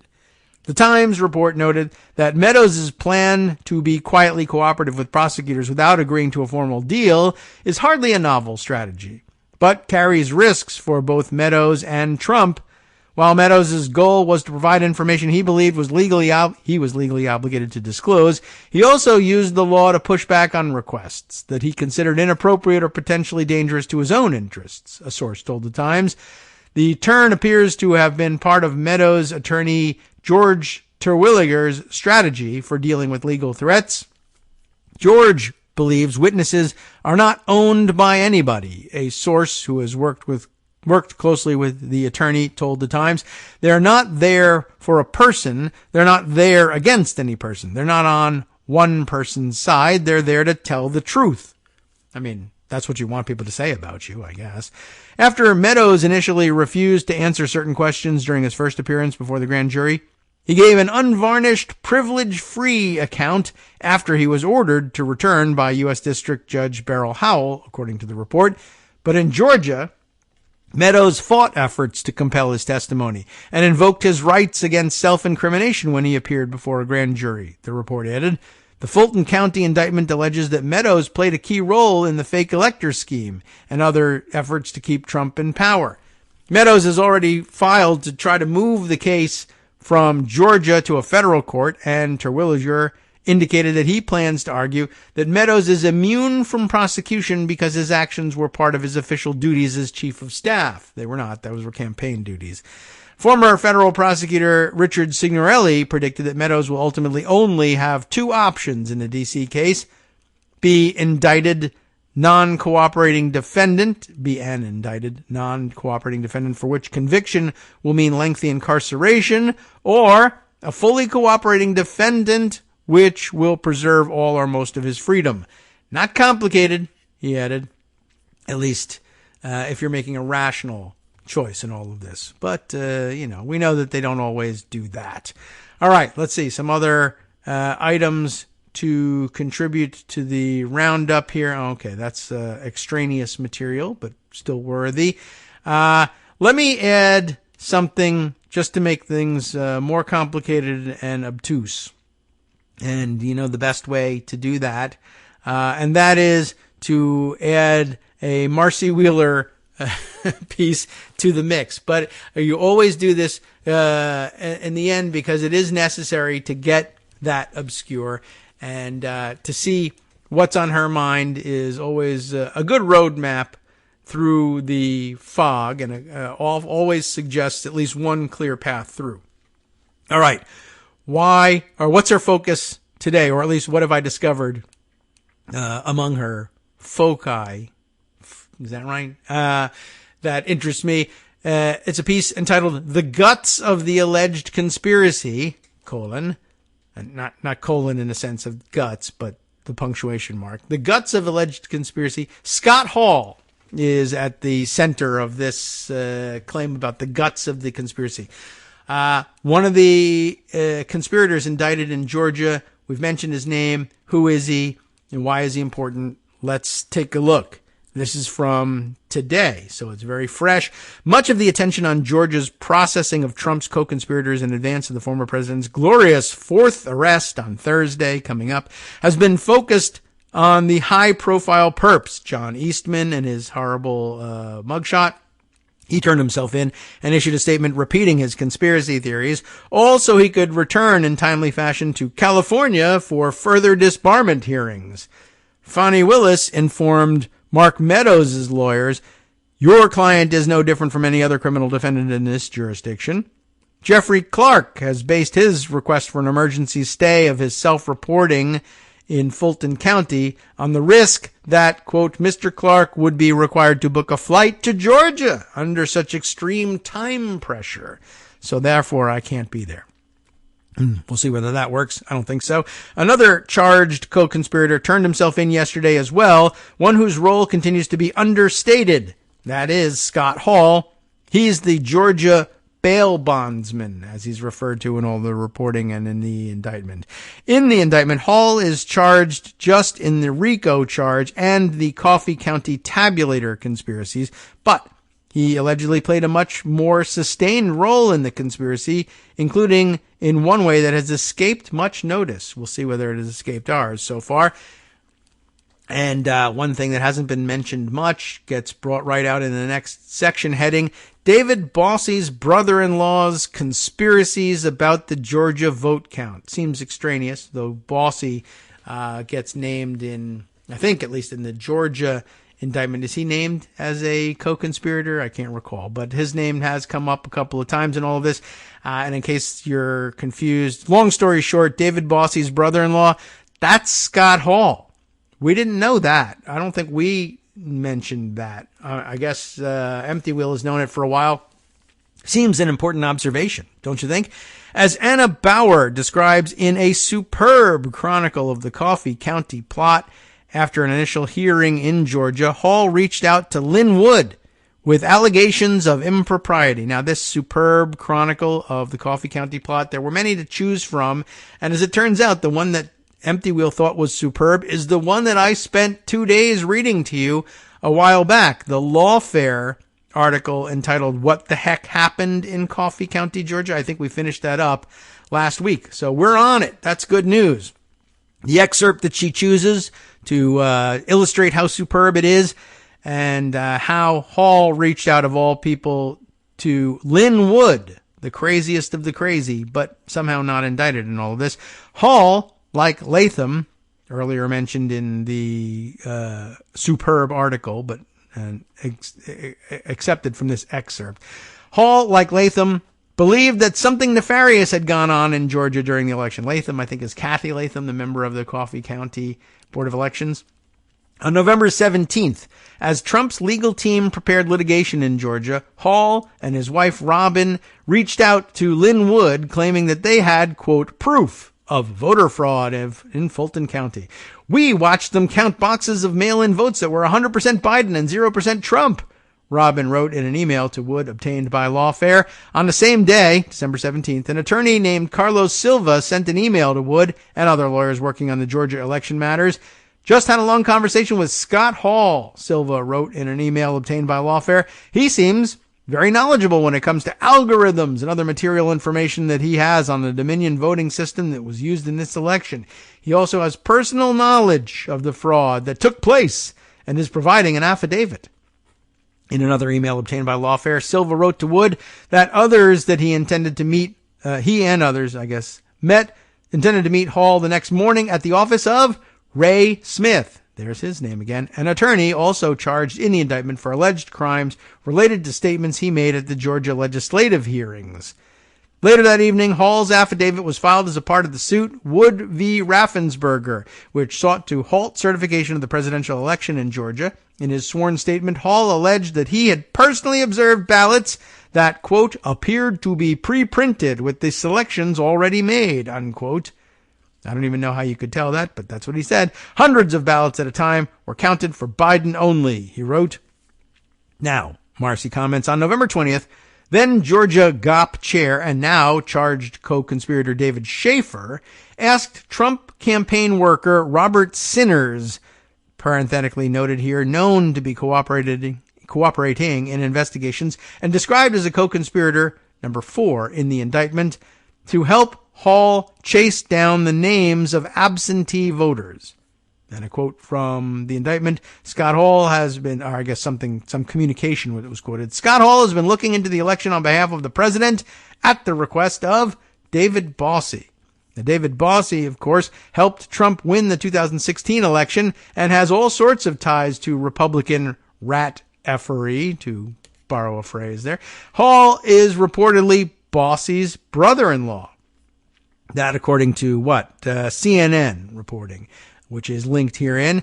Next section, Scott Hall ties Jeffrey Clark to Georgia. And that will help because Jeffrey Clark says they don't have personal jurisdiction over me in Georgia. I am not going to appear there to surrender because they have no right to ask me to surrender. I've never been to Georgia in connection with this case, and I didn't do anything in Georgia.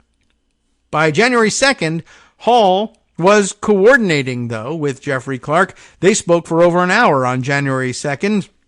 It is alleged here in one of the indictments, saying that on or about January 2nd, the two of them talked for 63 minutes by phone. By order in the indictment, that is where it is presented in the recitation of facts, this call precedes Clark's renewed efforts to get his superiors at DOJ to write a letter to Georgia about, quote, significant concerns that may have impacted the outcome of the election in multiple states, including the state of Georgia, suggesting that Hall's allegations were one thing that triggered renewed pressure on Jeffrey Rosen and Richard Donahue, which would lead in turn to the confrontation at the White House on January 3rd. I think that's the meeting where Clark thinks he's taking over, but instead gets pushed out. Today, at 3 p.m., Fani Willis will have to respond in both the Meadows and Clark motions for removal to explain why both men should have to come to Georgia and turn themselves in before their efforts to remove the proceedings. That's another of the sub-arguments here. The two defendants looking to remove to federal court are saying we shouldn't have to come and surrender until it's determined who's going to be trying this case. Although it really doesn't matter. They're both being tried under Georgia law, and they should surrender to Georgia authorities. Meadows, I don't think, isn't so far making any claim that Georgia has no jurisdiction. But Clark is saying that Georgia has no jurisdiction, though I guess presumably he's still agreeing to submit to the authority of a federal court that happens to sit in Georgia.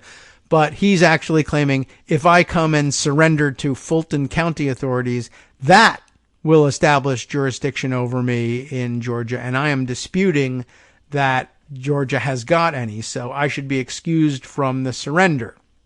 But, I mean, that's his option, and Fulton County can still declare him to be a fugitive and arrest him later for that. Anyway, so as of today, Fani Willis has to respond to those things. One challenge Clark has already raised is that he doesn't have enough ties to Georgia to be prosecuted there. A quote, I guess, from his motions here. Mr. Clark also possesses a substantial defense based on insufficient contacts with the state of Georgia to permit the assertion of personal jurisdiction over him under the due process clause of the 14th Amendment, ironically enough. We reserve that defense, however, for presentation by separate motion at the appropriate time, say Clark's lawyers. Indeed, one reason he doesn't want to turn himself in, Marcy notes, is to prevent Willis from making the argument that he has voluntarily accepted that he is subject to the criminal jurisdiction of Fulton County, which Clark decidedly does not accept.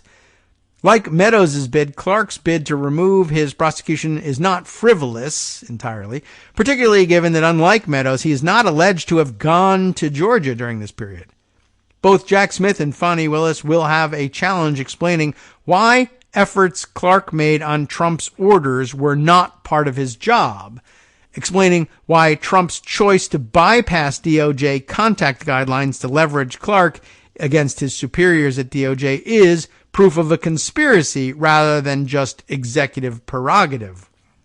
So this call with Hall, the extent of which Willis may not know, the content of which Willis may not know, could be a key part of proving jurisdiction over Clark. The call between Clark and Hall also precedes, at least by order in the indictment, Trump's call to Brad Raffensperger the same day. Next up, David Bossie's brother-in-law coordinates with the pressure campaign on Ruby Freeman. This is an important part of the reason why he's charged, and we did know this. The part of the Georgia indictment that has largely escaped notice, however, I think we noticed it, is that Scott Hall also had a tie to the pressure campaign on Ruby Freeman.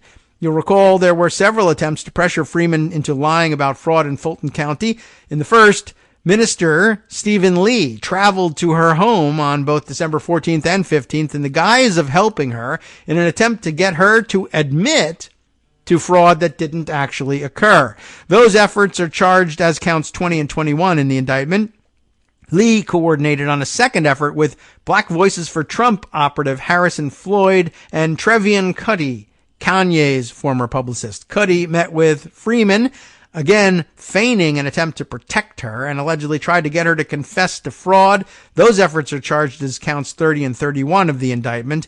As described in the RICO conspiracy, that second effort started shortly after Lee's first failed attempt when he recruited Floyd, believing a black man could win the trust of Freeman. On January 3rd, Floyd makes 10 calls or texts, including several failed efforts to speak to Freeman.